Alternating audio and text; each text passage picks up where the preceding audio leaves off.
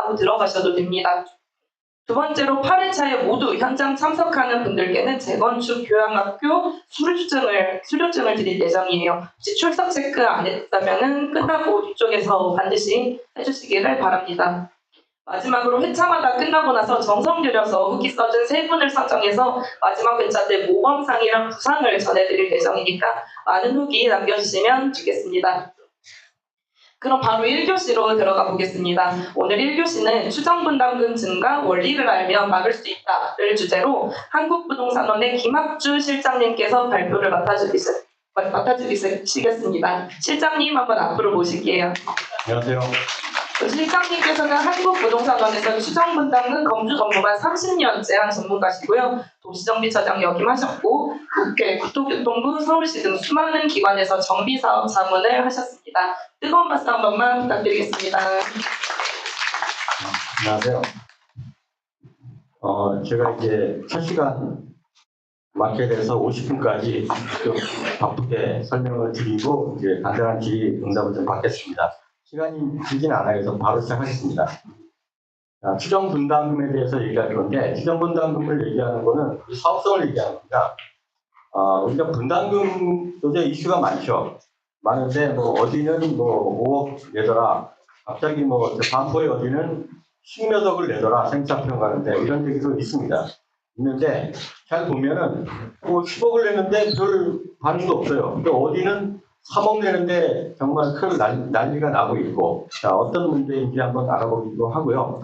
또 하나, 이 분담금만 얘기를 하면 이 분담금 가지고 사업성을 딱 특정할 수는 없는데 그 이유가 뭔지도 한번 또 설명을 드리겠습니다. 자, 첫 시간은 정비사업의 이제 사업성 검토 기초 원리부터 들어갑니다. 자, 우리가 이제 정비사업, 우리 분당 신도시는 이제 아직은 초기 단계죠. 초기 단계면 앞으로 이 분담금이 언제 나오나 한번 살펴보겠습니다. 자, 보시면, 우리 이제 특별계수입 하는 과정에 추정 분담금은 한번 토지등 소유자별로 다 작성을 해서 공개하도록 되어 있습니다. 법에. 물론 일반 재개발 재건축은 정비 계획 수립 과정에서 소유자별 추정 분담금이 나오고요. 이때는 근데 굉장히 좀 러프하게 나오겠죠. 좀 대략적으로. 그리고 조합을 설립하죠. 또는 우리가 사업 시행자를 지정합니다. 신탁사를 지정개발자로 할 수 있고 공공을 지정개발사로 할 수 있습니다. 그때도 이제 한번 추정분담금을 합니다. 서울시 같으면은 이때 검증심의위원회를 해요. 아까 제 소개 보시면서 맨 밑에 서울시 추정분담금 검증위원회라고 되어 있습니다. 그래서 제가 거의 한 달에 2번 정도 재개발 또는 재건축 사업에 검증 심의를 들어가고 있습니다. 그 다음에 이제 사업 시행 인가 점점 구체화됩니다. 왜? 사업비가 점점 구체적으로 나오고 있거든요. 그래서 사업 시행 인가 신청 전에 추정 분담금을 한번 또 작성해서 토지증 소유자한테 통지를 해야 됩니다. 그리고 또 마지막에 관리처분 인가전 언제죠? 분양 신청서를 받기 전에 그때 추정 분담금을 또 작성을 해서 토지증 소유자한테 공개를 합니다. 공개하고 그걸 보고 토지증 소유자가 결정을 하죠. 처음에 조합 설립 인가 때는 이때는 아마도 이제 내가 조합 설립에 동의할 거냐 말 거냐를 추정 분담금을 보고 할 겁니다. 그리고 사업 시행 인가 때, 인가 신청할 때 그때도 한 번 더 볼 거고요. 그리고 지금 가장 중요한 과정은 관리처분 인가 전에 자 분양 신청을 하는데 내가 34평 가는데 얼마를 내더라 이 정도로 한번 보게 됐죠. 이런 과정을 거쳐서 가고요. 그 이유는 추정분담금 법적 공개 의미는 없습니다. 다만 우리가 사업을 하면 사업 시행인가 한 번에 끝나지 않습니다. 물론 소규모 정비사업, 가로주택 정비사업이나 소규모 재건축 이런 건 기간이 짧기 때문에 통상 사업 시행인가 한 번 하면 그 뒤에 경미한 변경이 주된 내용이지 사업 시행인가 변경이라든가 설계 변경은 별로 없어요. 그렇지만은 일반 재개발 재건축은 거의 다 설계 변경을 통한 사업 시행인가 변경을 하고요. 또 여기에 따라 관리처분 인가 변경을 합니다. 그때도 역시 추정 분담금을 의무적으로 공개를 하셔야 됩니다. 다음은 이제 사례 한번 보겠습니다. 2019년 서울 용산구에서 일어났던 일이에요. 지금은 이런 일이 일어나지 않습니다. 어떤 시공사 선정 절차에서 이런 제안을 해요. 지금은 이런 제안 법적으로 못하게 되어 있습니다. 그때는 가능했는데 자, A 건설사가 어떤 내용을 했냐면 일반 분양가 평당 7,500만 원 이상으로 책정을 해서 조합원 이익을 증대시키겠습니다. 이런 얘기를 했습니다. 아무래도 이제 이때는 경쟁이 심했었는데 이 A 건설사는 다른 경쟁사보다 조금 우리가 좀 밀린다 그런 식으로 생각을 했었나 봐요. 그래서 좀 입찰 과정에서 좀 무리수를 둡니다. 일반 분양가 7,500만 원 만들어주겠다 우리가. 또 하나 조합원 분양가는 일반 분양가의 절반 이하로 책정을 해서 분담금을 낮춰드리겠습니다. 이런 제안을 했습니다. 이런 제안이 그냥 그 동네에서만 이뤘으면 좋았지만 그렇게 못했어요. 이게 신문에 나버렸습니다. 신문에 나왔는데 2019년도는 국토부나 서울시가 뭘 원하냐면은 더 이상 집값 폭등이 없어야 되는 집값을 어떻게 하면 잡을까 하는 그런 시기였습니다. 근데 갑자기 시공자가 서울 강남도 아닌 강북권에 7,500만 원이라는 일반 분양가를 턱 내놨는데 이거 뭐냐? 그래서 그때 당시 서울시하고 국토부는 사이가 좋지가 않았어요. 근데 이걸 보고 똑같이 같은 마음으로 서로 손을 잡았어요. 이거는 시장 교란이다. 그래서 실태 점검에 바로 들어갔습니다. 들어갔는데 실태 점검에 들어가면 국토부가 움직이면은 어쩔 수 없이 저희 한국부동산원 직원들이 끌려갑니다. 실태 점검 위원으로. 가서 이제 제가 이때 당시에 이제 담당 부장이었습니다. 부장인데 요 말을 보고 이거는 원래 이 말고도 다른 제안이 있었어요. 뭐 냉장고를 무상으로 주네, 뭘 무상으로 주네 이런 걸 했는데 제가 볼 때는 요 두 가지가 문제였습니다. 왜요? 어떤 문제였냐면 시공자가 일반 분양가를 결정할 권한이 있을까요? 없습니다. 시공자는 건설회사예요. 시행자인 조합에서 결정하거나 아니면 분양가 상한제를 한다면 분상제 결정에 따르죠. 이거는 그래서 권한이 없는 자가 이런 주장을 했는데 조합원은 혹하죠. 그래서 이건 입찰 방해 요인으로 문제가 됐습니다. 그때 당시에. 또 두 번째, 일반 분양가의 50% 수준으로 분담금을 낮춰준다고 얘기했어요. 이것도 마찬가지예요. 조합원 분양가의 결정 권한은 누구한테 있죠? 시공자 없는 거 확실하죠. 거기도 없지만 조합도 조합원 분양가는 결정 권한이 없습니다. 누구한테 있을까요? 두 번째 강의를 하실 분이 이제 우리 평가사분인데 법에 이렇게 되어 있습니다. 평가법인이 평가한 금액의 산술 평균으로 한다. 강의로 되어 있어요. 이거는 조합 정관으로도 만들 수가 없는 겁니다. 그러면 이 얘기는 뭐예요? 사업 시행자도 못하는 조합원 분양가를 본인이 뭔데 50% 수준으로 만든다는 거죠. 그래서 이것도 역시 허위된 문제다. 근데 문제는 이 A건설사는 우리나라에서 10손가락 안에 들어가는 탑 클래스입니다. 메이저급이에요. 그럼 이 얘기는 뭐죠? 이 담당 영업부가 실력이 없어서 이런 얘기를 했냐? 그럼 이해가 안 되는 거죠. 거짓말이라는 거죠. 그래서 이게 영업방해 쪽에서 그때 수사 의뢰가 된 겁니다. 또 하나 여기서 중요한 게 하나 있어요. 파란색 글씨 보면 조합원 분양가를 낮추면 분담금이 내려갈까요? 이게 안 내려가는 거예요. 이거 역시도 잘못된 거죠. 우리가 통상 재개발재건축 시민 조달이 많이 들어가다 보면은 조합원 분양가하고 일반 분양가를 격차를 많이 둔 데가 있어요. 근데 그건 언제냐? 조합 설립 단계에서 사업 주체 조합이나 아니면 추진위원회가 조합원 분양가를 낮춰야지만이 분담금을 낮춘다는 그런 잘못된 생각을 가지고 그렇게 계획을 짜와요. 하지 말라는 거죠. 왜? 절대로 분담금을 낮추지가 않아요. 똑같아요. 그 얘기를 좀 해볼게요. 저도 이제 재건축, 아직은 조합은 아니지만은 비슷한 집에 있습니다. 토지 등 소유자야. 조합 설립이 안 된 재건축 대상 단지에 살고 있고요. 거기 토지 등 소유자인데, 요거는 이제 아파트는 아니지만 한번 최대한 압축해 봤습니다. 압축해 보고, 우리가 재건축 원리를 한번 봤어요. 좀 그림이 투박한데 좀 이해를 해주셨는데, 여기 한 20년 전에 아래 한글 3.0으로 그린 그림이기 때문에 이해해 주세요. 이 그림에서 얘기하는 건 뭐냐면, 저는 이런 얘기를 해요. 저도 재건축 토지 소유자지만, 이 재건축이라는 것 자체는 이 사업에 딱 한마디로 얘기하면 민폐 사업입니다. 민폐 사업. 남한테 절대 도움을 주는 사업이 아니에요. 도움을 줄 수 있겠죠.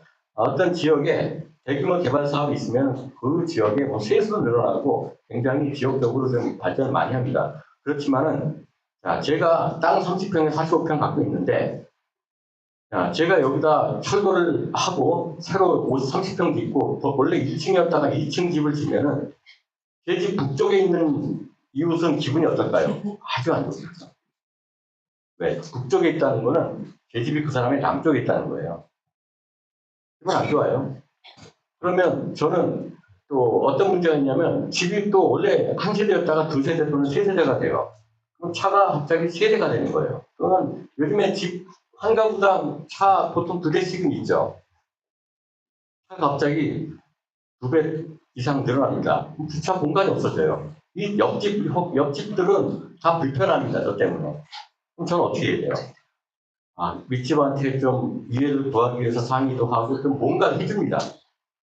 해주는 게 요 재건축 사업의 원리예요, 사실은. 그래서 일반적으로 재건축, 재개발은 기본적으로 민폐 사업은 어쩔 수가 없어요. 다만 우리가 볼 때 또 그렇게만 볼 수 없는 게 아까 말씀드렸죠. 이 사업을 통해서 그 지역 발전에 상당히 큰 이바지를 한다. 이것도 한번 기억해 주세요. 조금 전과는 이제 집 한 채를 가지고 있고 지금도 역시 집 한 채지만 자, 보통 이 정도의 그림입니다. 재건축 사업을 하면. 물론 뭐 지금은 큰 단지나 두 개 단지가 성립을 하겠지만 땅 100제곱미터, 건물 150제곱미터의 이제 집을 제가 갖고 있는데 자, 집을 지면은 보통 뭐 1층이었다고 하면 한 3층, 4층은 짓겠죠. 이렇게 집니다. 땅은 줄어들어요. 왜? 제가 남한테 민폐를 끼치지 않기 위해서 뭔가를 내놓습니다. 뭘 내놓을까요? 좀 그 앞에 있는 도로를 좀 뒤로 셋백해서 완화차선을 만들어 주든가 기부채를 합니다. 또 이 중에 일부는 공원을 만들어서 주변에 공공 기여를 합니다. 왜? 이렇게 해야지 서로 균형이 맞죠. 참고로 이런 경우가 있습니다. 예전에 시민대에 들어가면 어린이공원 보통 이제 우리가 재건축 재개발하면 어린이공원 의무적으로 설치하게 돼 있거든요. 꼭 사업 주체는 단지 주민들 동선에 맞춰서 해요. 근데 심의할 때는 그거 다 X예요. 왜? 이겠죠. 이 사업 자체가 민폐 사업이기 때문에 공은 어떤가요? 주변 사람들 이용하기 좋은 곳에 위치하는 게 원칙이에요. 도시계획에서.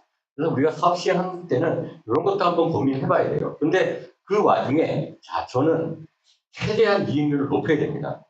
그러려면 용적률을 높여야 되고 그리고 상품을 정말 잘 만들어야 돼요. 아파트 높이만 짓고 용적률만 잔뜩 만들었다고 이 아파트가 비싼 아파트지 않아요. 그래서 신경을 많이 씁니다. 그러면 이제 돈이 많이 들겠죠. 그래서 150제곱미터 연면적인데 250제곱미터로 높입니다. 용적률 한 300% 정도 올렸어요. 자, 제가 됐으니까 건설업자한테 의뢰합니다. 12억 달라고 합니다. 자, 연면적 250인데. 자, 근데 잘 생각해 볼게. 앞으로 우리는 새로운 집에 대한 개념을 좀 바꿔야 돼요. 요 지하가 많이 들어가요. 지상이 250 정도 되면은 지상이 한 60% 정도가 지하에 있습니다. 앞으로 지어질 아파트는. 또 강남 서초권 같으면 이보다 더 해요. 뭐 예를 들어서 2019년도에 이제 입찰 제한 때문에 한번 뭐 깜짝 놀란 동네가 있어요. 반포 1단지 주공 1, 2, 4차, 1, 2, 4지구 같으면은 지상이 70만 제곱미터인데 지하가 71만 제곱미터예요. 지하가 더 커요. 뭐죠? 지하의 상당 부분은 호화 커뮤니티로 가리겠다. 뭐 이런 의미겠죠. 그만큼 가치를 올리겠다는 겁니다. 근데 일반적으로는 지상의 60% 이상이 지하에 있습니다. 그러면 예전에 살던 집은 그렇지가 않았어요. 그냥 지하 주차장이 없었거든요. 없다가 또는 지금 노후 아파트 보면은 저희 집도 마찬가지지만 일부만 지하가 있습니다. 미미하게. 뭐 대피소 정도 개념밖에 안 돼요. 근데 이 정도로 연면적이 어마어마하게 늘어납니다. 그럼 기존의 200%가 300% 용적률이 지상만 되지만 지하까지 하면은 2배 이상 연면적이 늘어나는 거예요. 다만 지하는 분양가를 뭐 따로 받지 못한다. 이런 건 있겠죠. 자, 근데 어쨌든 이런 집을 짓는데 12억 원을 달라고 합니다. 한 평당 한 1,000만 원 정도 될 겁니다, 아마. 이게. 자, 그러면 이 12억 원 누가 내죠? 건설사가 내줍니까? 아니죠. 제가 내는 겁니다. 저는 1인 조합원이자 1인 시행자예요. 제가 다 내는 거예요, 12억 원. 그럼 이게 분담금입니까? 딴 거 없어요. 그런데 제가 보니까 12억 원 너무 큰 돈이죠. 큰 돈이고 250제곱미터 이거 다 살 필요는 없을 것 같다. 너무 넓다. 청소도 힘들고 그래서 일부를 남한테 팔기로 합니다. 건설업자고 그래서 지상에 한 80제곱미터는 요거는 남한테 팔아줘. 그래서 인근 부동산 중개사무소 사장님한테 물어봤어요. 8억 원이면 팔 수 있겠다. 8억 정도. 그래요? 그럼 그렇게 8억 정도에 파는 걸로 계획하고 사업을 하겠습니다. 자, 그러면 제가 이제 사업을 하고 들어가는 주택은 250제곱미터가 아니라 170제곱미터가 되겠죠. 지상 분양 면적으로. 딱 뭐 지하주차장도 여기에 안분해서 또 제가 가져갈 거고. 자, 그러면 제가 내야 될 돈의 금액은 어떻게 될까요? 원래는 12억을 냈어요. 당연히 12억 원래 내는 겁니다. 내고 8억의 일반 분양 수입이 있죠. 그럼 12 빼기 8 그러면 저는 170제곱미터를 입주하는데 4억이면 됩니다. 4억. 이게 재건축 원리예요. 그런데 자, 이거는 뭐 간단하게 재건축이 아니라 일반적으로 단독주택을 철거하고 다세대를 짓는 거하고 똑같습니다. 다를 게 하나도 없어요. 다만 지하주차장이 좀 크게 들어간다. 이거밖에 없습니다. 근데 좀 여기서 좀 생각을 해볼게요. 그런데 어느 날 시공자가 12억 원 가지고는 도저히 못하겠습니다. 라고 그래요. 2억 원 더 올려주세요. 라고 합니다. 왜? 요즘에 자재파동, 인건비 급등 때문에 더 이상 이렇게는 못 쓰십니다. 협상을 해서 2억 더 올려주기로 했습니다. 그러면 어떻게 돼요? 170제곱미터 들어가는데 2억 올려주기로 했죠. 그대로 요거는 14억이 되고 파는 건 똑같습니다. 8억. 어떻게 돼요? 그럼 그대로 제 분담금은 더하기 2억 해서 6억 원이 되는 겁니다. 그래서 사업비는 이퀄 분담금이다. 이 공식이 성립을 되고요. 이렇게 됩니다. 분담금의 정체는 총 사업비 빼기 일반 분양 수입. 이거 말고는 달리 설명하는 거는 원칙은 하나도 없어요. 그런데 또 나쁜 일만 생겼냐? 그렇지 않습니다. 좋은 일도 생깁니다. 어떻게 일반 분양이 확 올랐어요. 8억 원짜리가 갑자기 12억 원이 됐습니다. 일반 분양 하나 있죠. 4억이 올랐습니다. 아까 얘는 2억이 올라서 14억, 얘는 12억이 됐어요. 어떻게 돼요? 아까 이제 얘가 2억 올라서 6억이 됐죠. 근데 얘가 또 4억이 올라서 마이너스 4억 하면은 2억. 2억이면 들어가는 거죠. 여기 보면은 결과적으로는 사업비가 늘어나면 그대로 사업비 늘어난 만큼 그대로 분담금에 가산되는구나. 이거는 다 알죠? 그리고 일반 분양 가격이 올라가면 그만큼 올라간 만큼 그 금액 그대로 분담금이 줄어드는구나. 이거는 이제 일반적 사항입니다. 그러다가 저는 궁금한 게 하나 생겼습니다. 제가 들어갈 170제곱미터 얘는 분양가가 얼마지? 아니면 이제 가치가 얼마일까? 평당 얼마야? 이런 생각이 들었는데 한편으로는 이거 알 필요 있어요? 없어요. 조합원 분양가 이게. 그래서 제가 아침에 일어나서 이렇게 생각합니다. 그냥 싸게 평당 1,000만 원만 하자. 이렇게. 그래서 상관없어요. 왜? 내는 돈은 똑같습니다. 평당 1,000만 원이었어요. 그러다가 저녁 때 되니까 제가 생각이 바뀌었습니다. 뭔 소리야? 내가 내 집인데 평당 1억씩 하자. 내 마음이죠. 그런다고 달라진 게 있을까요? 없습니다. 내는 돈은 똑같습니다. 그래서 조합원 분양 가격은 하락하든 높든 같다. 그래서 여러분들 앞으로 추진할 때 조합원 분양가 가지고 고민할 필요가 없습니다. 조합원 분양가는 나중에 얘기하겠지만 시장 가치에 비슷하게 나오면 돼요. 일반 분양가에 한 뭐 100% 나와도 되고요. 분양가 상한제로 가면은 일반 분양가보다 조합 분양가가 높아야 되는 게 사실은 맞아요. 시장 가치를 반영해야 되니까. 그 다음에 이제 분담금 폭탄 최근에 이제 여기저기 뉴스 많이 나오죠. 한번 살펴볼게요. 이쪽은 34평 아파트에 내가 입주를 하는데 분담금이 5억이 웬 말이냐. 이게 작년 초에 신문 기사에 많이 나왔습니다. 이게 이제 우리 노원구 쪽에 뭐 아파트. 노원구청 갔어요, 제가. 민원이 많다고 해서. 들어봤더니, 이게 틀린 말이 아닌데 왜 이게 문제가 되죠? 저는 이렇게 얘기했어요. 틀리지가 않았어요. 왜? 이게 단지는 일반 분양이 거의 없어요. 그리고 조합원 한 명당 대지 지분이 한 12평 정도 되는데, 아까 우리 재건축 사업은 공공 기여를 하죠. 그러면 기부 체납을 합니다. 기부 체납하지 않으면 용적률이 250%밖에 안 돼요, 서울에서.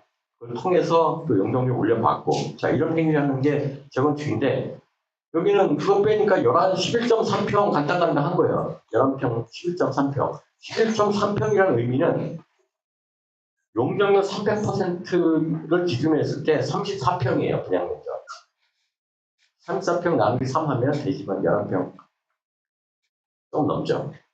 자, 연면적은 어떻게 되죠?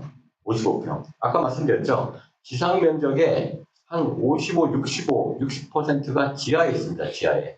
이거를 합쳐서 나오는 게 연면적이에요. 여기에 공사비를 곱해서 총 사업비가 나옵니다. 사업비는 평당 1,000만 원 고려했을 때 5억 5천만 원 나오는 거예요. 34평 사업. 당연히. 이게 당연한 겁니다. 왜 그렇죠? 일반 분양이 없기 때문에. 아까 좀 전에 그림에서 말씀드렸죠. 요 일반 분양 하나가 사업성 분담금을 왔다 갔다 합니다. 자, 근데 이 단지도 지금 약간 시간을 거치면서 시공자도 이제 변경을 합니다. 변경하면서 오히려 평당 120만 원 정도의 공사비가 또 올라갔어요. 재건축에서 평당 120만 원이 올라간다면 조합은 한 명당 한 8천만 원 정도 분담이 더 됩니다. 근데 공사비만 가지고 그랬지 거기에 부수되는 여러 가지 설계 변경 이런 게 들어가면은 120만 원 평당 120만 원 올라가면은 한 1억 2천만 원 조합원이 더 낸다고 봐야 돼요. 추가 분담금으로 이런 사례고. 최근에 이런 것도 있어요. 3, 4평 입주를 하는데 분담금이 10억이 넘는 단지도 있습니다. 이거 뉴스 찾아보면 있어요. 속초 반포 쪽에. 자, 이런 건 어떤 경우죠? 용경 300%, 이거 여기도 일반 분양이 없습니다. 일반 분양 없는데 여기는 좀 호화판입니다. 호화판. 왜? 주차장을 많이 파요. 아까 제가 반포 쪽에 한 그 아파트 하나 말씀드렸어요. 지상 70제곱미터에 지하 71제곱미터. 뭐 주차 대수 예를 들어서 뭐 최근에 이제 심의를 통과하려면 1.2를 간단히 맞추면 통과를 해요. 근데 그렇게는 아파트 안 돼요. 최소한 세대당 1.4대 이상은 맞춥니다. 맞추는데 조금 이제 고급화하면은 1.8대 이렇게 맞춰요. 이게 세대당 1.8대를 넘어가는 순간부터는 이제 한층 더 파게 되거든요. 근데 우리 이제 고급 아파트 중에서 뭐 제가 아침마다 이제 저희 아파트는 아니고 출근하다 나오면 보이는 게 이제 갤러리 폴이에요. 거기는 세대당 6대 정도 되죠. 비싼 아파트예요. 그만큼 지하 면적이 커요. 여기도 이제 지하를 지상만큼 팠습니다. 그리고 공사비도 여기는 이제 평당 한 800 정도, 700 정도 한다 그러면 여기는 한 900 정도 가니까 사업비 자체가 어마어마하게 들어가요. 1,100만 원 정도 되는 동네입니다. 10억 일반 분양이 없으면 당연히 나온 거예요. 그게 1,100만 원 곱하기 70평 하면은 10.5억이 나오거든요. 일반 분양 없으면 이게 분담금이에요. 일반 분양이 있어야 분담금을 계산이 가능한 겁니다. 자, 이렇게 이제 사업성 기초를 이렇게 말씀드렸고, 이제 사업성 기초에서 기억하실 거는 아까 말씀드린 대로 조합원 분양가에 연연하지 말자. 조합원 분양가는 좀부터 한번 또 나옵니다. 시장 가치를 만드는 거고, 분담금은 뭐다? 사업비와 같은 개념이다. 그리고 일반 분양분이 있으면 그거를 빼는 거고, 그리고 자, 상품이 좋으면 일반 분양이 좀 잘 되고, 또 하나 이제 그 조합원 분담금 역시 우리가 사업비 관리를 열심히 한다면 그만큼 또 분담금이 줄어들 여지가 있다. 이렇게 보시면 됩니다. 다음은 이제 정비사업비를 우리가 작성하고 거기에 따라 추정분담금 작성하는 과정을 말씀드리는데 사업성에 대해서 한 번 더 짚고 넘어가겠습니다. 약간 추정분담금만 가지고 사업성이라고 할 수는 없어요. 우리가. 재건축하는 이유는 뭐죠? 분담금 내려고 하는 건 아니잖아요. 시장 아파트에 들어가는데 그 아파트가 분담금 낸 거랑 내가 기존에 살고 있는 아파트의 가치랑 더해도 가치가 훨씬 더 크더라. 요거 하나 가지고 하는 겁니다. 솔직히. 사업시행자, 뭐 이거는 이제 처음엔 추진위원회가 될 수 있고 준비위원회가 될 수 있고 또 우리가 사업시행자는 조합이 될 수 있고 공공이 될 수 있고 신탁사가 될 수도 있습니다. 자, 있는데 여기서 사업성 검토를 하죠. 검토하면은 무조건 추정분담금을 중심으로 나옵니다. 판단은 이 사업 주체는 분담금에 대해서 적정성 정도를 판단합니다. 다만 이제 부수적으로 우리는 어떻게 사업성을 만들겠다 이런 정도도 의지를 가지고 가겠죠. 의지가 없이 분담금만 내보내면은 제가 토지정 소유자인데 그거 가지고는 계약도 합니다. 좀 이따 이제 제가 사는 아파트도 나옵니다. 나오는데 토지정 소유자는 어떤 생각을 할까요? 말씀드린 것처럼 종전같이 지금 내 집인데 한번 하나 생각해 보실 건 뭐냐면 재건축을 안 한다면은 이 집은 얼마일까 한번 생각하셔야 돼요. 재건축 한다는 개념 때문에 집값이 그만큼 올라와 있는 상태에 요 거품이 있는 거죠. 요건 빼놓고 생각하셔야 돼요. 빼놓고 거기에 분담금을 더했을 때 이게 나중에 이제 입주해서 이 아파트 가치 이거 더했는데 만약에 10억이다. 근데 준공 가치가 똑같이 10억이야. 그럼 재건축할 이유가 없어요. 안 합니다. 그때 안 한 시절이 어땠냐면 2011년부터 한 2016년도 정도까지는 이게 안 나오기 때문에 거의 사업을 잘 안 했어요. 요 미래 가치에 대한 기대치, 요게 사업을 하는 원리입니다. 원리고 이거를 추진이하고 사업 시행자는 비전을 토중소한테 줘야 돼요. 분담금만 주는 게 아니라 이거 어떻게 만들겠다.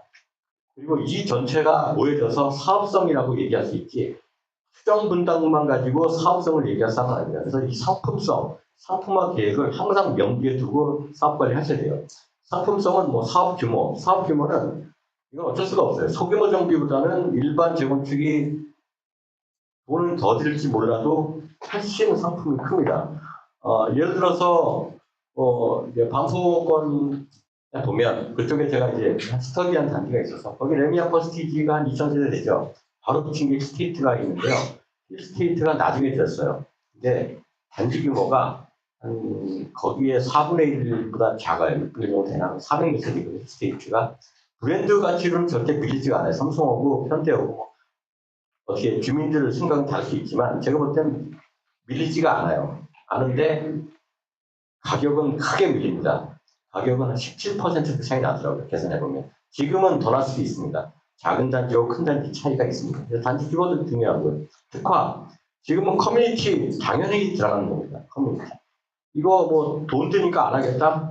안 한 만큼 상품성 떨어지고 같이 떨어지죠.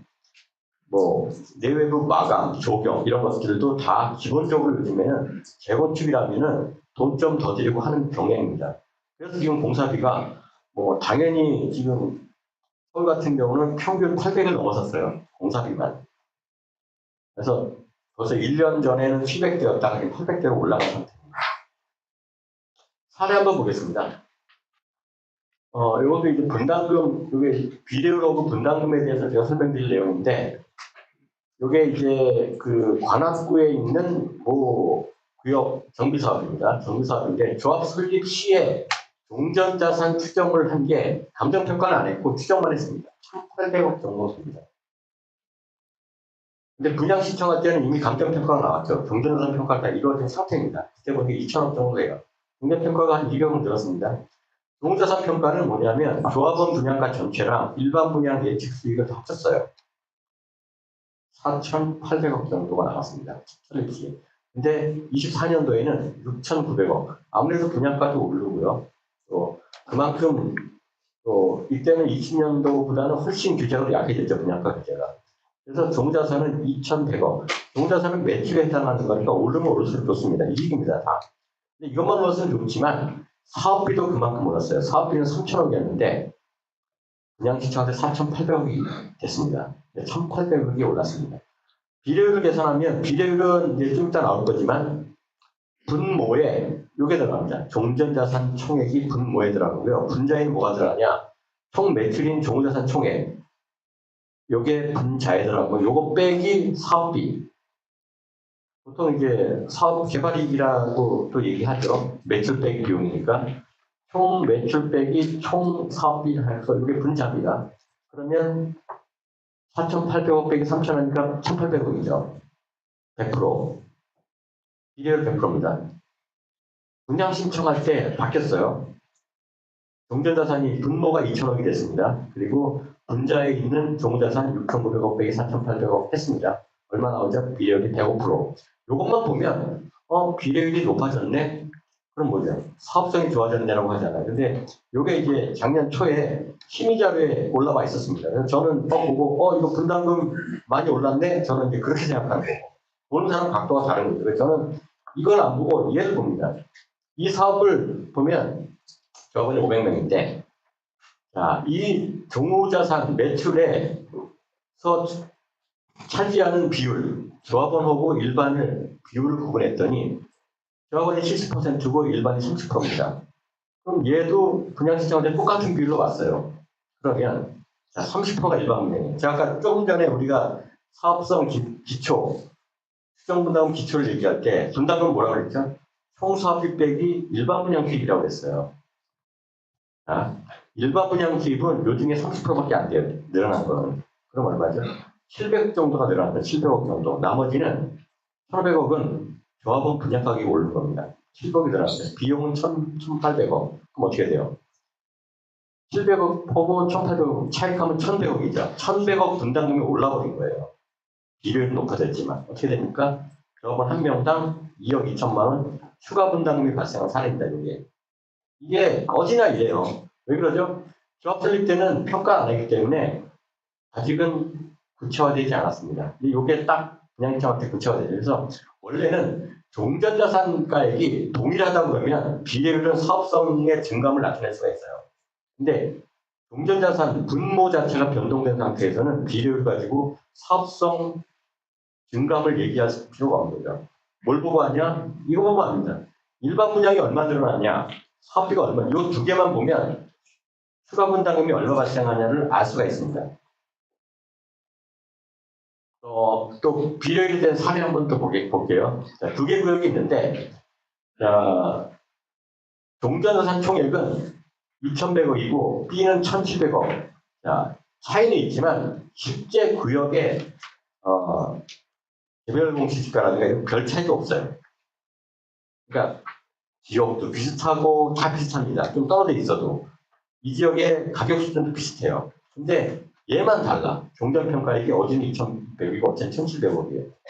종자산 똑같습니다. 거기에 지어진 조합원 분양분, 아파트, 일반 분양분 왜 가격이 비슷하기 때문에 똑같아요. 정비사업비도 똑같아. 왜 지어지는 규모도 똑같아요. 시공자도 똑같아. 비료율만 달라요. 근데 분담금은 똑같아요. 뭐만 달라? 얘만 달라요. 왜 그러죠? 이따가 이제 뭐 두 번째 시간에 그 부연 설명이 있겠지만 종전자산이 다릅니다. 이게 왜 그러냐면 이게 이런 사례가 가끔 나오거든요. 신민하다 보면 여기는 86%, 여기는 106%, 86%는 절대 사업하면 안 되고 106%는 사업성 좋으니까 해야 된다.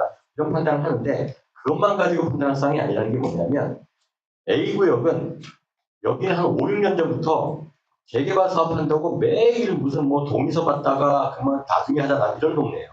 그러니까 꾸준하게 5년 이상 사업에 대해서 기대가 있는 동네입니다. 그러면 이 지역의 거래 사례는 이미 이만큼 올라와 있습니다. 여기는 B구역은 조건은 똑같은데 어느 날 갑자기 재개발합시다. 그럼 주민들이 다 합시다. 저기도 하니까 이렇게 된 겁니다. 여기는 거래가 없어요. 거래가 없는 게 아니라 있죠. 있는데 낮은 가격 거래가 많은 겁니다. 그러다 보니까 이게 만약에 이제 같은 동네에 붙어 있다 그러면은 우리 평가할 때 가격 정도를 맞추는데 하필이면 떨어져 있어요. 떨어져 있다 보니까 여기는 이 구역 내 거래사를 가지고 종전평가 예측을 하니까 이렇게 되고 여기는 오래전부터 가격이 계속 올라 있는 상태이기 때문에 이렇게 됩니다. 비례율 보면 86%, 106% 이렇게 나오는데 이 둘의 분담금은 똑같다. 그리고 앞으로 미래 가치가 어떻게 될 거냐? 똑같죠? 왜? 비슷한 지역이기 때문에 역세권이고. 그래서 비례율만 가지고 보는 게 아니라 그 지역성이라든가 여러 가지를 같이 비교해야 된다. 이게 이제 비례율에 대한 내용이고요. 그리고 이제 비례율에 대한 거는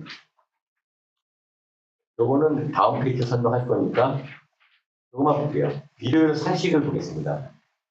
비례율은 분모의 종전자산 평가 총액이 들어가고요. 분자의 총매출 빼기 총사업비가 들어갑니다. 근데 총매출을 보면은 일반 분양가하고 조합 분양가가 나오고요. 이걸 합하는 거죠. 그래서 여기서 보면 이 비례율 산식에 일반 분양가 총액과 조합 분양가 총액이 나온다면 대략적으로 조합원 분담금 평균 분담금 알 수 있어요. 어떻게 해요? 이것만 보면 되죠. 우리가 원하는 건 뭐다? 일반 분양가하고 총사업비입니다. 총사업비 빼기 일반 분양가액이 조합원 총 분담금을 결정하거든요. 이 두 가지가. 요거 나오는 게 조합원 수하면은 평균 분담금이 되겠죠. 당연히. 그리고 그럼 얘는 뭐 하는 역할이냐? 분모의 종전산 평가하고 분자의 일부인 조합원 분양가는 얘 뭐냐면 분담 비율을 정하는 거예요. 조합원 간에. 왜? 누구는 더 투자이기 때문에 나중에 덜 내야 되고 누구는 투자가 작기 때문에 더 내야 되고 이런 거죠. 예를 들어서 아까 처음에 그림은 저 혼자 하는 사업이었죠. 그게 아니고 이제는 제 뒷집, 옆집 다 같이 하는 사업이 됐습니다. 이제 재건축 같으면 뭐 옆에 동, 그 다음에 작은 평, 큰 평 다 다르죠. 이분들이 투자를 하는 거예요, 다. 근데 하필이면 서로 똑같은 면적을 비례할 수가 없어요. 왜? 제 뒷집은 막다른 골목에 뭐 땅은 적고 건물이 시추고 서로 다릅니다. 뭘 구분하냐? 평가로 구분하는 겁니다. 얼마큼 출자했냐. 그리고 금액이 중요한 게 아니라 비율이 중요합니다. 비율이. 또 신축 건물 분양을 받죠. 저항. 누구는 일반 분양 빼고 저항 분양해서 누구는 로얄층의 남향을 가져가고 누구는 저층의 동향을 가져갈 수 있어요. 그러면 좋은 거 가지는 사람 돈 더 내죠. 어디에 나오냐? 이 조합원 분양가를 설정하면서 그런 내용들이 다 균형 있게 배분되도록 만든 겁니다. 그래서 이 두 개는 분담 비율, 형평성을 얘기하는 거고 이 두 개가 총 분담금을 얘기하는 거죠. 총 사업비와 일반 분양가예요. 비례율을 보면은 보통 이제 이거는 그림인데 이거는 좀 설명하고 중복이 되기 때문에 생략을 하겠습니다. 분담금 산출 절차도 이것도 간단하게 넘어가는데요.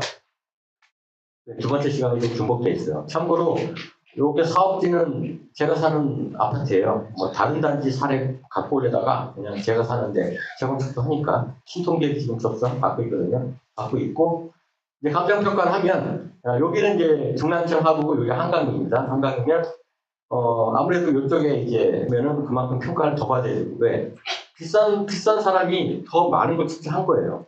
저층 있는 사람은 뭐 저층부에 뒷동에 저층 있는 사람은 실제 가격이 싸요. 숫자를 적게 한 거겠죠. 자, 이런 걸로 호별로 다 균형을 맞춥니다.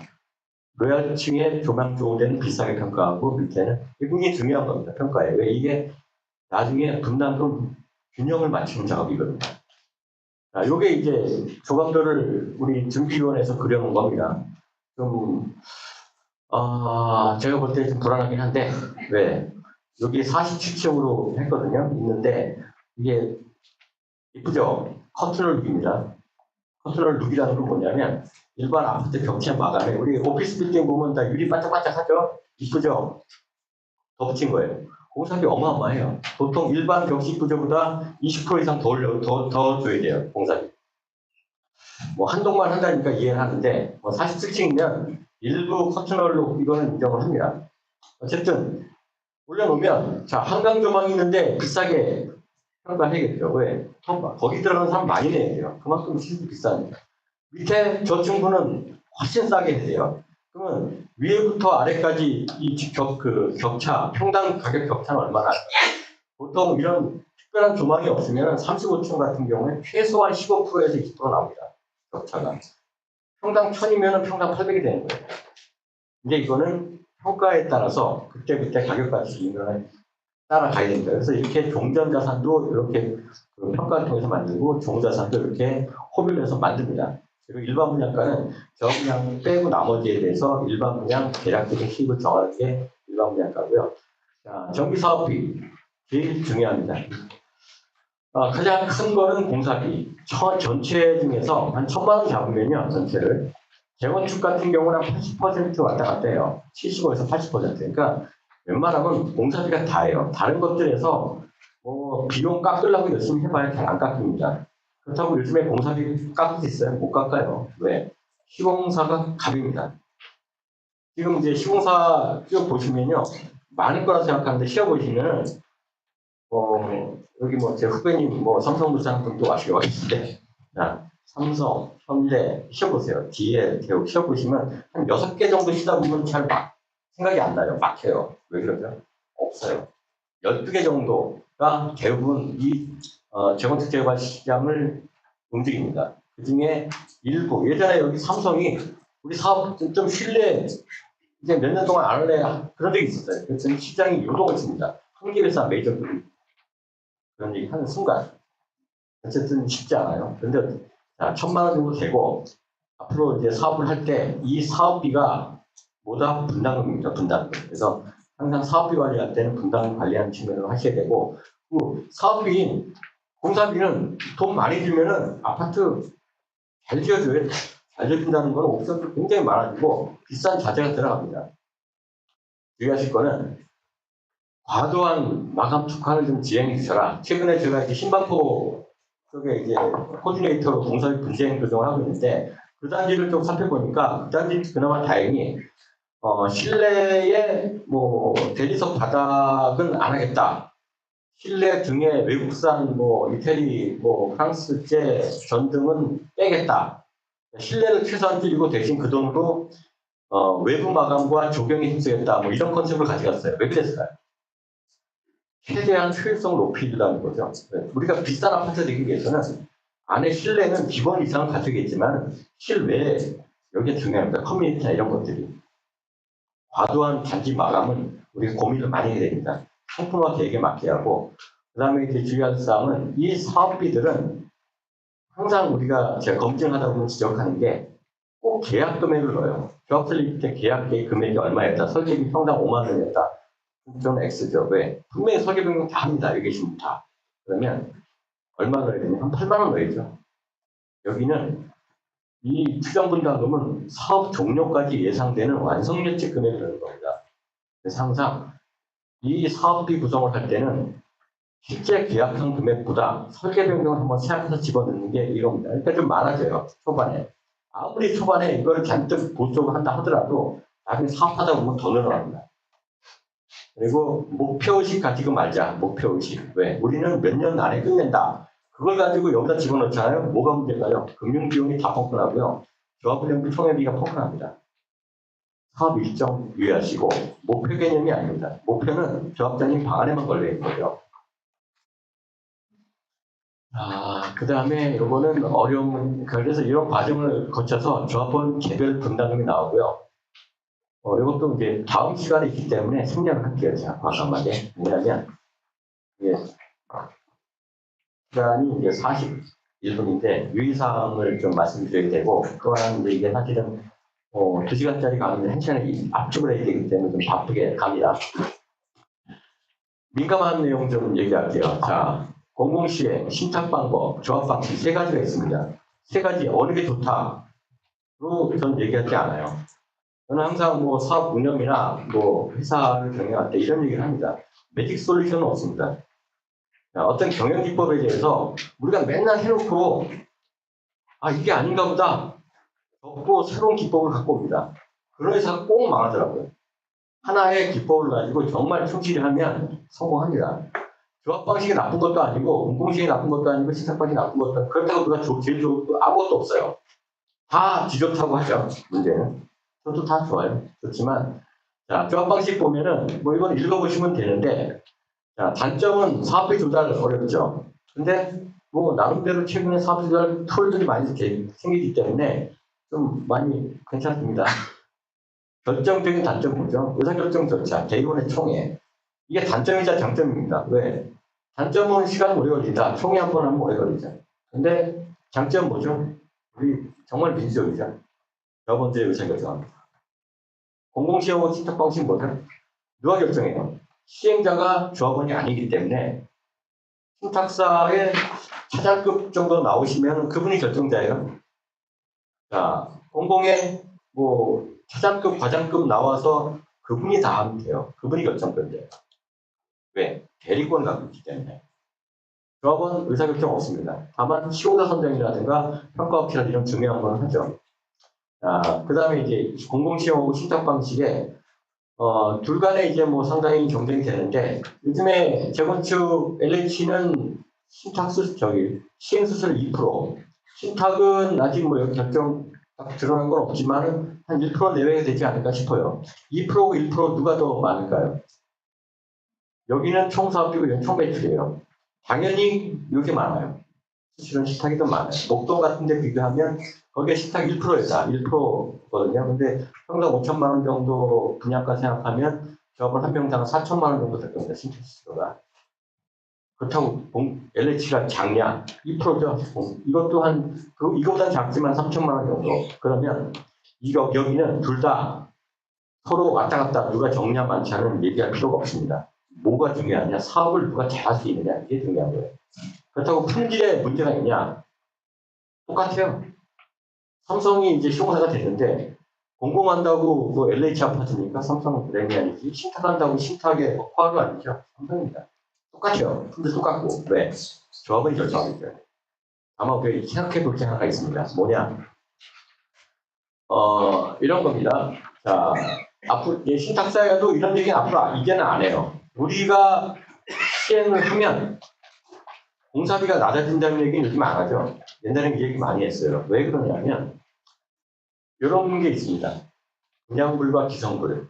자, 우리는 시공자한테 공사비를 어떻게 줘요? 돈이 있어야 되잖아요. 돈 있으면 어떻게 돼요? 저분한테 분담을 받고 일반 분양해야 됩니다. 근데 분양 스킬도 어떻게 돼요? 계약금 10%, 중도금 10%, 육회, 잔금 30% 이렇게 받죠. 이렇게 공사비를 주는 겁니다.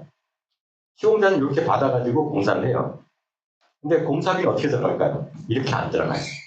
처음에는 10% 줘도 굉장히 감지덕지예요. 왜? 공사하는 양 자체는 5%도 안 돼요. 근데 요게 한 2차 중도금 정도 지나가잖아요. 이 돈 가지고 공사비 감당을 못 합니다. 훨씬 많이 들어가요. 그러면 시공사는 어떻게 돼? 요때 당시에 들어가는 자기도 뭔가 자기가 공사를 하는 데 있어서 공사비를 남한테 빌려와야 되는 거예요. 시공사. 그러면 금융비용 들죠. 금융비용이 시공사 공사비에는 들어가 있습니다. 이게. 근데 만약에 이렇게 공사한 만큼 돈을 줄 수 있다면 어떻게 할까요? 시공사는 그 금융비용을 들어갈 필요가 없죠. 공사비가 낮아지죠. 그게 일반적으로 분양률 100% 정도를 고려하면은 공사비가 한 2에서 4% 정도가 낮아질 수가 있어요. 그러면 이런 방식을 가면 되잖아요. 조합 방식은 힘들어요. 힘든데 불가능하진 않습니다. 왜? 지금은 20대책, 88대책을 보면은 허그 대출 보증 60%를 얘기했어요. 사업 퍼센트. 그 안에 공사비를 넣을 수가 있거든요. 그러면 공무원 신탁은 어떻게 넣을까요? 여기도 마찬가지로 이렇게 줍니다. 신탁 방식도 주는데 그러면 공사비는 줄겠죠. 원래 조합 방식이 이만큼인데 신탁을 하면 이만큼 줍니다. 2에서 4% 정도. 이게 지방 10% 차이 나요. 근데 공사비 들었다고 다가 아니죠. 시행자는 공사비를 이렇게 주기 위해서 당연히 돈이 없잖아요. 돈은 이 재원밖에 없어요. 분양시. 돈을 빌려와야 돼요. 그 빌려온 돈 금융비용 어디로 들어가요? 여기로 들어가요. 기타 사업비. 설계비, 감리비, 보상비, 이런 기타 사업비를 봤을 때 이 안에 들어갑니다. 전체가 똑같아져 버리는 거예요. 이게. 그래서 이제는 신탁 사업비 이런 얘기는 안 해요. 우리가 하면은 공사비가 들어있기 때문에 분담이 작아진다. 이 얘기는 안 해요. 다만 무슨 얘기를 하죠? 효율적 관리를 하기 때문에 그만큼 로스율을 낮춥니다. 이렇게 얘기하지 절대로 공사비 낮춘다는 얘기는 지금은 안 하죠. 자, 그것도 한번 생각해 보셔야 되고 또 이미 18대책, 20대책 때 이미 제도적으로는 허그가 조합에서 대출 보증해달라면 공사비가 대출 보증해줘야 돼요. 그리고 신탁사나 누가 하더라도 이 공사비에 대한 돈을 끌어오는 거는 누구 신용이죠? 본인 신용이 아니라 시공사 신용을 끌고 옵니다. 조합이 똑같아요. 이런 거기 때문에 이런 걸 위해서 가지고 있고 지금이 이제 거의 다 끝나가는데 우리가 사업성에 대한 얘기를 좀 해보겠습니다. 요거는 우리 누가 사는 데냐면 그 다음 강의를 하실 강무진 이사님이 사는 동네예요. 아파트야. 거기 재건축이고 제가 여기 관리했어요. 재건축 사업 관리했기 때문에 여기 커뮤니티고요. 지금은 이거보다 훨씬 더 잘 돼요. 근데 이때 당시에는 뭐 대단한 거였어요. 3,000세대 넘고 3,500세대. 근데 우리 이전에 사시던 분하고 지금 사시는 분하고 좀 세상이 달라졌다는 것을 알아야 되고 여기 계신 분도 알아야 돼요. 저도 제 동네 사람한테 그런 얘기 합니다. 안목치수, 덕트 면적 제외하는 게 98년도에 개정이 됐어요. 98년 이전에 사업 승인 받은 아파트들은 안목지수가 적용되지 않았습니다. 34, 똑같이 34평이라 하더라도 면적이 달라요. 덕트 면적 같으면요, 우리가 이제 화장실 옆에 뭔가 공간이 있죠. 파이프 지나가는데 파이프 덕트. 그게 옛날에는 면적에 다 포함됐어요. 그러면 34평 똑같이 지금 짓는 거고 이 면적 차이 때문에 한 2평 이상 차이 나는 거예요. 그것만 할까요? 단지를 보면요. 자, 이쪽에 이제 커뮤니티가 있습니다. 이 안에는, 이 단지는 수영장은 없지만, 사우나, 클럽하우스, 방에서 게스트하우스, 별별도 다 넣고, 어디까지 넣냐? 암벽까지 넣었어요, 암벽. 폭 30m, 높이 13m, 중급 선수권 대여하는 암벽도 있습니다. 이건 넣으려고 하는 게 아니라, 어떻게 하다 보니까 경사지에 썬크이 나오는데, 썬크이 너무 넓은 거예요. 넣었는데, 자, 이걸 안 넣으면 지금은 새 아파트고, 이제 상품같이 인정을 못 받아요. 그냥, 퇴근할 때 스마트폰을 예약하고 그다음에 이제 커피 한 잔 마실 때 우리 RF 카드 직장인 목걸이 짧은 장이죠. 여기 RF 카드라고 하거든요. 찍고 하면은 관리비 경산 다 됩니다. 이런 거 없으면 안 됩니다. 자, 어떻게 바뀌냐? 또 평면 보면 자, 단지 전체는 조경, 커뮤니티가 단지 가치를 다 가지고 해요. 단지 비싼 아파트도 아니다. 그다음에 내부는 이건 옛날에 이거는 이제 제가 사는 집은 아니고 제가 사는 집 건너편 아파트입니다. 거기 34평인데 이건 대림 2차 아파트인데요. 그 우리 성동구에 있는 복도식이에요. 하필이면 샘플을 잘못 갖고 왔는데 제가 발코니 요만큼 여기는 복도. 그렇다고 얘가 계단식 아파트 옆에 아파트 갖고 온다 하더라도 똑같아요. 발코니 해봐야 6밖에 없어요. 조그만 거다. 얘하고 지금 요거는 조금 전에 얘기한 어디 갔어? 죄송합니다. 이 아파트의 평면 중에 하나예요. 자, 이건 이제 확장형인데, 자, 원래 여기 다 발코니예요. 발코니오고, 뭐, 다용실. 지금 아파트는 평면의 한 25%에서 30% 정도가 발코니 면적이에요. 옛날은 그래봐야 몇 프로죠? 15% 정도밖에 안 돼요, 발코니 면적. 이것도 전용면적 똑같아요. 그럼 아까 암목지수하고, 뭐 이렇게 박스 면적, 발코니 면적을 합하면, 자, 옛날 아파트, 전용 84, 34평이죠. 얘는 지금 지어진 아파트의 26평밖에 안 되는 거예요, 사실은. 그럼 옛날 아파트 34평 사는 분은 옛날 아파트의 한 40평대가 지금 34평 정도 된다. 그러니까 아파트가 왜 비싼지 아시고, 왜 비싸게 만들려면 이렇게 유니트, 이건 참고로 이제 그런 얘기 안 할 수가 없어서 넥타우스 실내 PM이라는 그 건설사 전문 PM사에서 갖고 온 거고요. 자, 이렇게 되는 게 아파트입니다. 그래서 상품을, 자, 이것도 마찬가지로 뭐 여러 가지를 이제 고민을 많이 했어요. 유니트를. 뭐 현관에서부터 동선, 그 다음에 뭐 드레스룸과의 외기차, 이런 거 하나하나 설계를 다 맞춰가지고 우리는 합니다. 이것도 역시 커뮤니티인데요. 이 단지 안에 있는. 단지는 커뮤니티인데 헬스부터 쭉 나오지 시설을 넣기만 하면 되는 게 아니라 동선부터 짜서 어떻게 해야 이게 운영이 된다. 그리고 이거는 운영 수익을 만들어야 돼요. 적자나면 안 되거든요. 적자나면 관리비 더 얻어야잖아요. 이용하는 사람한테 최저 비용으로 받고 그 비용하고 원가 비교했을 때 일정 부분 흑자를 만듭니다. 이게. 그래서 운영이 되는 거고 이거 자체가 있어야 아파트, 새 아파트 가치가 나오는 겁니다. 그리고 조합원 분양가의 오해는 결론만 시간이 다 됐기 때문에 말씀드리면 조합원 분양가 건드는 거 아니다.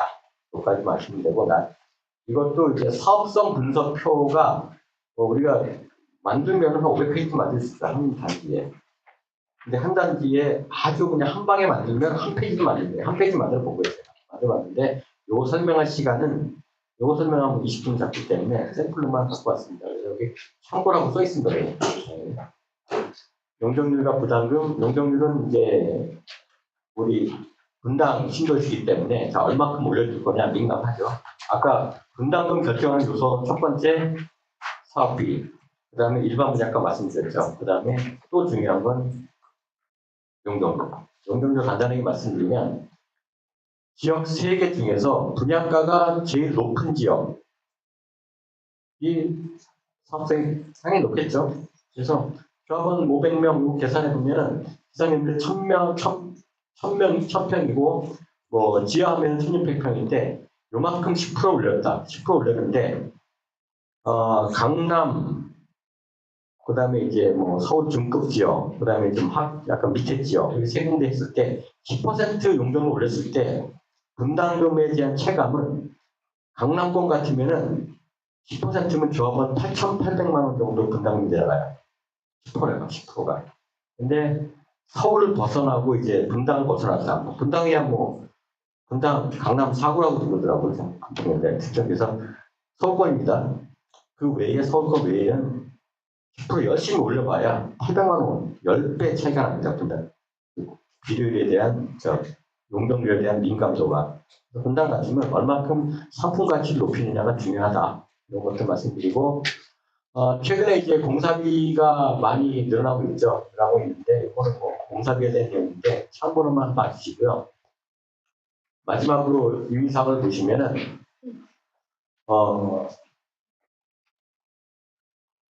우리가 사업비를 잡고 분담금을 잡고 상품을 만들 때 중요한 것은 목표 의식도 좋고 다 좋습니다. 목표는 조합장님 방에 걸려 있는 거고요. 근데 실제로 사업비는 현실성 있는 보수적 개념을 잡는 게 중요하고 목표는 목표대로 가고 요게 중요하고 그다음에 또 중요한 게 우리는 수없이 재건축 하면 수없이 많은 이제 변곡점을 맞이를 합니다. 쭉 가다가 뚝 떨어지고 그리고 재건축의 성공 여부는 열심히 하는 것도 좋지만 운칠 기상이에요. 사실은 운이 70%예요. 그리고 그렇다고 실패하냐? 아닙니다. 아까 제가 이제 우리 다음 강사님 사신 동네 있죠. 거기 엄청나게 큰 동네였는데 왜냐하면 2011년도에 부산발 우리 금융위기를 다 때려 맞은대요. 거의 2010년도에 이주하는데 윤회에서 이 집이 안 빌려줍니다. 근데 그 아파트 조금 후에 조합 설립한 데는 정말 잘 갔어요. 한 방에 입주까지. 근데 여기는 뭐 중간에 그때 벌써 10년 전 기준으로 관리 처분할 때 분담금 조합원 1인당 분담금 1억 5천만 원을 더 부과했어요. 추가로. 제가 그때 여기 관리했거든요. 운이 굉장히 없었죠. 근데 그 뒤에 시작한 데는 운이 정말 좋았고 그래서 스피드 빠른 시간도 좋지만 했을 때 빨리 얼마큼 해놓는 그렇게 보다 운 나쁜 시기를 안 겪는 게 중요합니다. 그래서 뭐 결론부터 쭉 보면은 이건 말씀드렸고 원가 절감뿐만 아니라 중공업 가치 상승 이거 같이 합니다. 그래서 상품화계 이거 어떻게 할 거냐 중요하고요.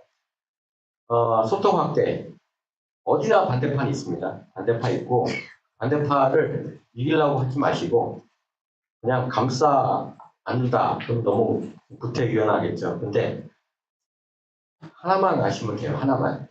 그냥 도배하시면 돼요. 도배. 무슨 말씀이냐면 우리 조합 저도 토지ing 소유자인데 저희 준비위원회에서 저희한테 무수한 유인물을 보냅니다. 카톡도 오고 저는 안 봐요. 그럼 안 되잖아요. 5번 오면 봅니다. 5번. 그럼 우리 준비위원회는 어떻게 해야 돼요? 저한테 5번 보내면 돼요. 저만 그럴까요? 다 그래요. 토지ing 소유자 안 봅니다.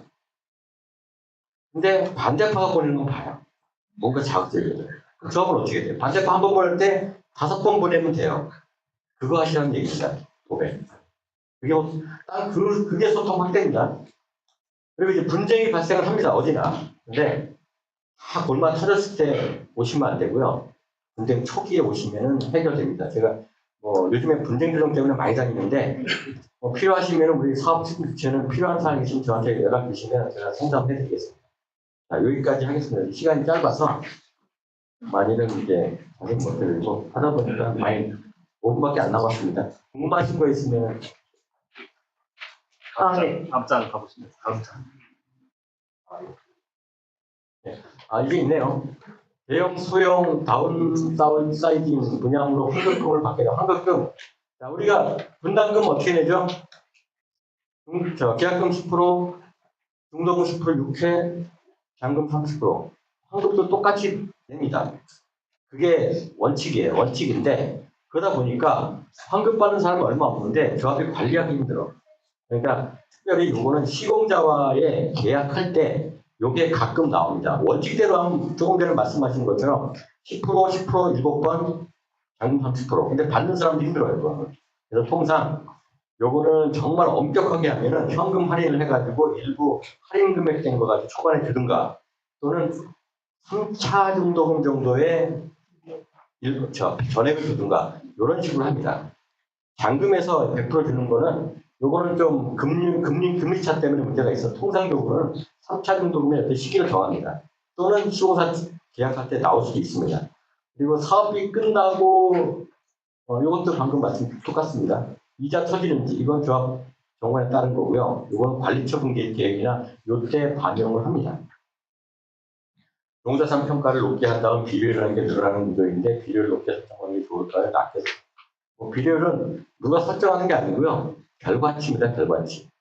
우리가 사업 초기에 비례율을 100% 억지로 맞추려고 동전을 낮춘다. 이건 잘못된 거예요.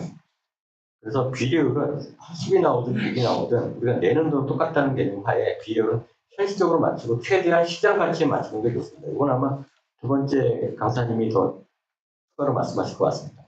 혹시 궁금한 게 있으면 한 번만 더 봤고요. 예.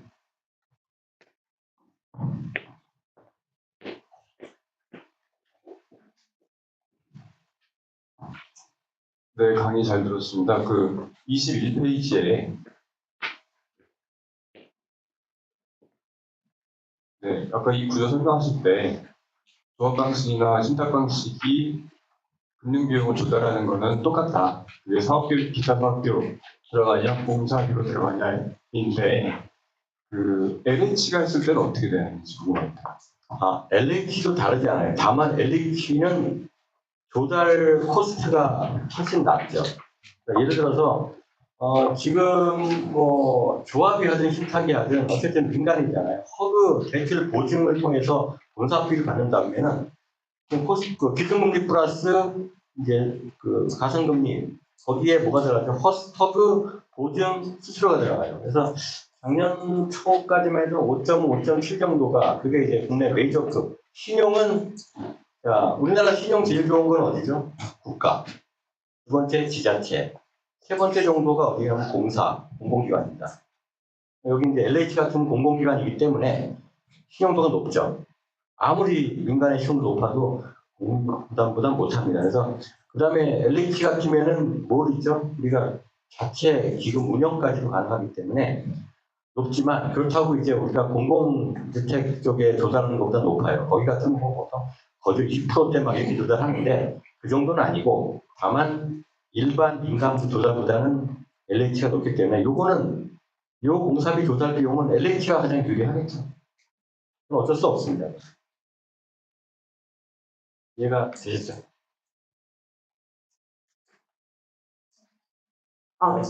너무 전문가시라서 궁금하신 분들 많을 텐데 질문을 시간 관계상 여기 재건축 교양학부 카페 질문 게시판에 남겨주시면 답변을 달아드릴 예정입니다. 오늘 그 김학주 실장님께 다시 한번 감사하는 박수 한번 부탁드립니다. 감사하고요. 그리고 뭐 궁금한 거 있으면은 우리 서울위원장 쪽이나 성북교 쪽에 이렇게 말씀하시면 저한테 연락이 되니까 그렇게 필요하시면 제가 자문 같은 거 해드리겠습니다.